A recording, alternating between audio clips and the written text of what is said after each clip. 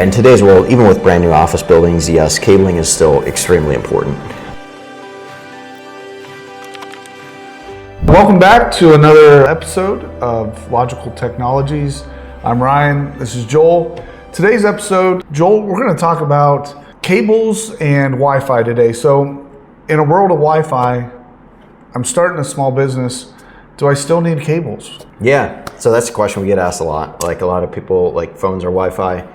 Laptops are Wi-Fi, shoot, some of the desktops that you buy are Wi-Fi. Yeah. So a lot of people are like, well, why not just go Wi-Fi? In today's world, even with brand new office buildings, yes, cabling is still extremely important.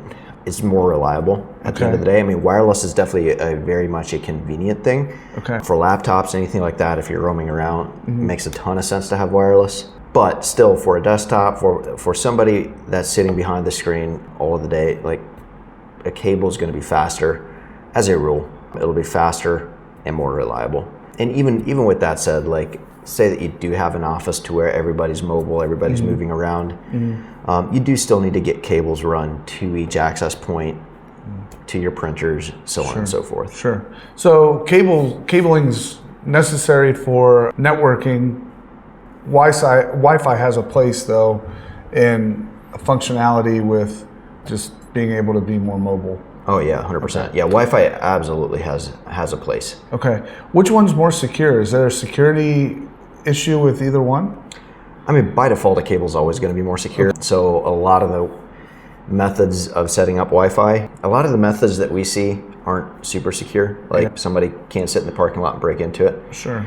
Whereas with a cable, you do have to plug in. You've got to have physical access to it. Now, the reality is there's a lot of public areas that have a network port that you can plug in and get access to all the internal resources. Sure. Shouldn't be configured that way. Right. But that's always something to be concerned about. Sure. Like if you have ports that are not being used, disable them, or at least make sure if they are in a public area, make sure that they do not have access to your internal networks. Yeah.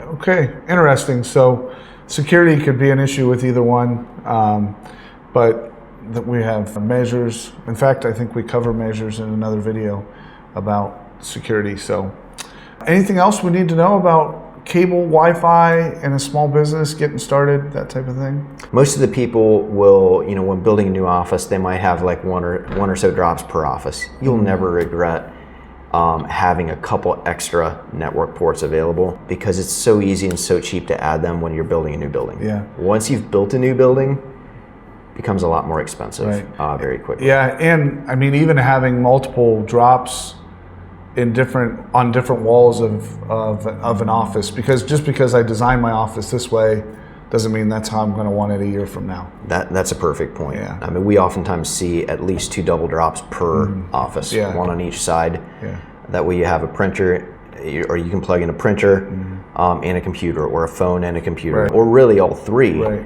But if you move your desk around, just like you said, then you're running cables across the floor or whatever. So, and you can always disable those ports if you're not using them. It's not ever a bad idea to disable those. Yeah, and technically, you don't have to have them plugged into something behind the scenes. It'll save you a little bit of dollars up front, because really your switch, which is the piece that connects them all, makes them all talk, they don't have to be connected if they're not being used. Sure. So you can save a little bit of dollars there. Absolutely. Very good, very good. All right, everybody, thanks for tuning in. Remember, email your questions to us at qa@logivisiontech.com. Thanks again for joining us. Joel, thanks again, and have a great day. Thank you.